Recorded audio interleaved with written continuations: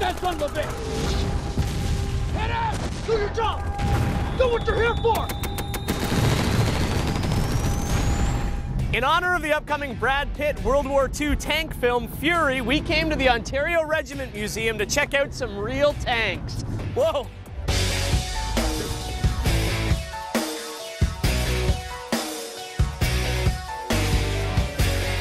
So Jeremy, I'm a bit of a military buff. I come from a military family, though I have obviously never served myself, but this is really amazing to be here. I mean, this is the biggest collection of operational military vehicles in Canada. So what type of things do you house here at the museum?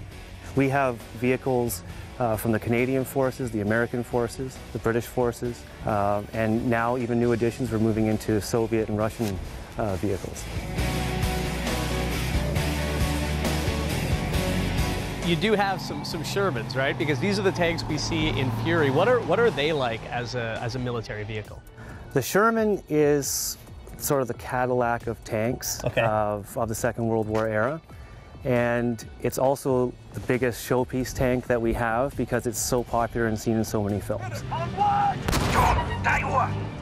he's coming around! Order, you gotta outrun that gun! Oh, I got it! Fire! We were very excited about the film, the whole organization, because it was a film that was based around a tank crew. Right. And you actually get to see inside the tank and how it operates. When you actually get in one of those tanks, you're shocked to see that 4, 5, or sometimes even 6, depending on the variant, 6 people were in that space, fighting and living. Small space. Very small space. Wow. We'll look at a couple actual Shermans. We'll actually see some Shermans. All right, let's go.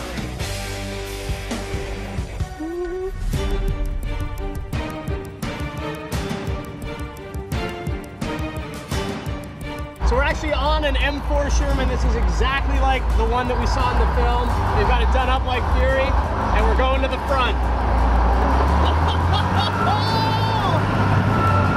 I'm channeling my inner Brad Pitt.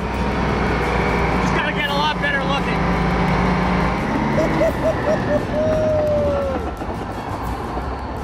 Wow. See that, Dad? See that, Brother Ken? I'm finally in the military. Not at all, I'm just riding on a tank. I started this war killing Germans in Africa. Now I'm killing Germans in Germany. Been with these fine gentlemen for years. So obviously with series and media like Band of Brothers, they've really explored that idea of the bond between soldiers. What role did that bond play in terms of tank warfare historically?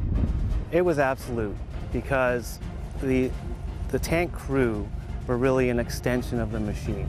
And each of the crew members had a role to play, sort of like a cog in the machine to make it work correctly. Right. So if one crew member was knocked out or was not performing correctly, it put the entire tank at risk. Steady! Now!